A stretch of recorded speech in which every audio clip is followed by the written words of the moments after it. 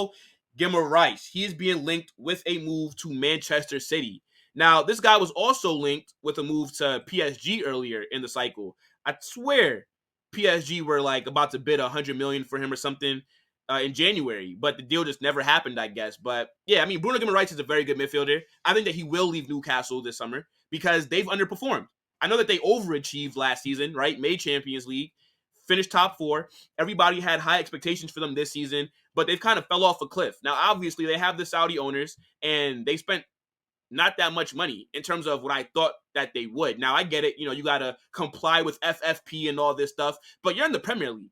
You have to find ways to be competitive because if you're not going to be finishing in Champions League places or at least in Europa League, it's going to be really hard to attract bigger name players or to keep the good players that you have at your club already there. And I think this is what you're going to be seeing with Bruno here. I think a lot of big clubs are going to be in for him. And I saw a report earlier that he has a release clause of 100 million. But Man City, arguably the best team in the world, the best team in England, and they do need midfield help. And I think he could start for them right away. Because to me, ever since losing Gundo, they have not really replaced him. I mean, they tried to. They went out there and they signed, what's the guy's name? Matheus Nunes from Wolves. But he looks like a flop. They spent about 60 M's on him. This guy can't get a game. He's coming off the bench. And then you also have Kovacic, who's not a bad player, but I don't necessarily think that he's good enough to be starting for Man City. Bruno could play CDM or center midfield. I think you could put him in a double pivot next to Rodri. He has a good engine, and I think he would be a good addition to Man City. Now, I don't know how much Newcastle would want for him, and if the release clause of 100 million is true, then City don't even have to negotiate with them. They just have to pay that. But if he does not have a release clause, Transfer Market has him valued at 85 million. I think Newcastle would probably want close to 100 or maybe a little bit over that. I don't know how much longer he has on his current contract, but I think he's going to want to leave. Why would you stay at Newcastle? I'm not saying that they're a bad club, but what's attractive about them right now? I get it. They have those rich owners, but until they start spending money and until they're able to sustain themselves as a top 6 club, I think they're going to lose a lot of their big players. I know people might say, well, who's that guy that's suspended for them? Sandro Tonali. He's not there right now because he got banned for about 9 months for gambling. So I understand that maybe that plays a role in why Newcastle don't look that good. But I don't think Bruno's going to look at it and say, oh, yeah, let me stay because Sandro Tonali is coming back. No, if Man City are coming in for you, if a team like PSG, or I saw him being linked to other clubs, if any of these big clubs come in for him, I think that he's definitely going to have his head turned to go look and see what they're offering because Newcastle, just not it at the moment. And I think they're going to sack Eddie Howe. That's their manager, I believe. And they got to get out. They have to go out there and get a more established manager, one that's proven, so that they can start bringing in bigger name players to start getting better results, to start competing for trophies, to start winning trophies.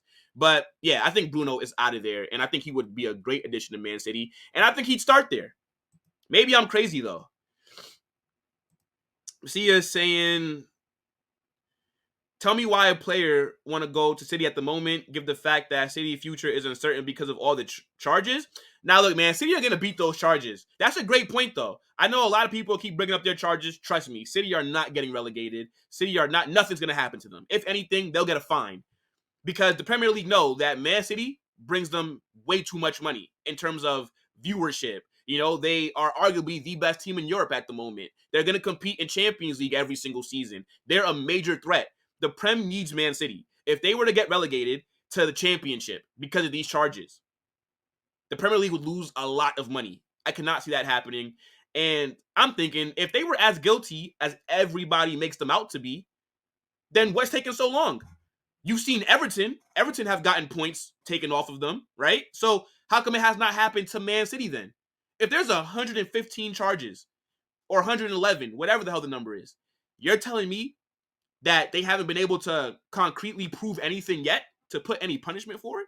I don't know. But I think if it's between Newcastle and Man City, I think Man City, if you could start for them especially, that's the obvious choice. But I get what you're saying with the charges. But you guys know, man, the FA, UEFA, it's all corrupt. It's all corrupt. City have the bread. little backhander, slide somebody a little 100 million, little 300 million underneath the table, little pay off some people. Who knows? Next thing you know, the charges go away. That's all.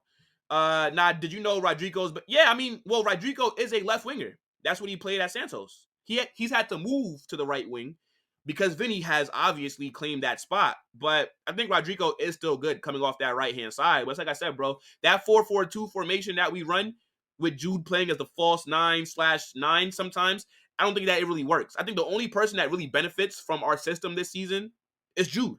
I don't really think any of our players benefit from it as much because Jude has positional freedom to go anywhere. Rodrigo does not. That's all. But yeah, Bruno to Manchester City. I like the deal. I think they're also looking at the guy from West Ham as well. What's his name? Lucas Paqueta, another Brazilian, who they were going to sign last summer. But I think he was about to be charged by the FA with betting.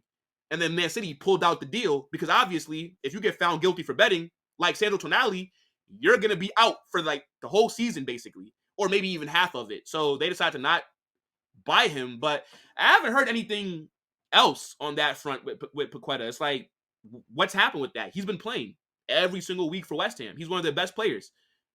Is he guilty or not? So, yeah, I think Pep knows that City, they definitely do need midfield help. And, yeah, Bruno Guimarães would be a good signing to do that. Pair him up with Rodri. Maybe you could sell Nunez. He's a flop. Maybe you could sell Kovacic. But who knows? We will see. You definitely need players like him, though, in midfield. Last thing I'll say. You definitely do need players like him in midfield that are going to be willing to do the donkey work. Because when you have guys like Erling Haaland and Kevin De Bruyne who don't track back, who don't press, who don't run as much, yeah, it's going to be really hard for your defense and Rodri to keep up. But City, their system is just so good that it covers up the deficiencies of a Haaland, of a Kevin De Bruyne. And I think if you add a Bruno Guimarães behind them, I think it's going to look even better. So to me, that would be a very good signing for them. But it's going to cost a lot. It's going to be expensive for sure. You saying? Let's see. Valverde is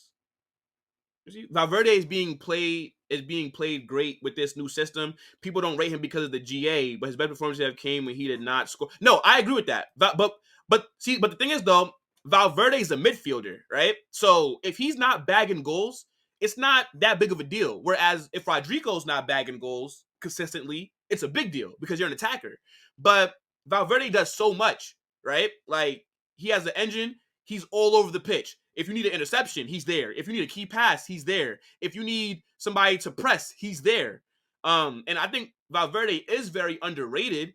But last season, he scored 12 goals. This season, only 1 so far. Why is that? Because the new system, because of the freedom that Jude has, Valverde can no longer go forward as much as he might like to because that's not his role in the team anymore. So, for example, and I know this is not even about Bruno Guimarães for Man City anymore, but, we're Real Madrid fans, people. So, we're going to have some Real Madrid talk sometimes. So, for example, next season, if we go get an Mbappe or Julian Alvarez or Lautaro Martinez, whoever comes in to play striker for us, and we go back to our 4-3-3, Jude is not bagging this many goals next season. His GA is going to drop massively. I think Jude is about a 10 to 13 goal a season kind of guy. He's not going to be here bagging 20 goals when we get a striker because now the system is going to change. He's not going to be that high up the pitch anymore. So I think the new system that we're in this season, it benefits some players, but it doesn't benefit others. And I think Rodrigo is having a hard time adapting to this new system. But if we sell him, it'd be a mistake. I'm telling you, it'd be a mistake, bro.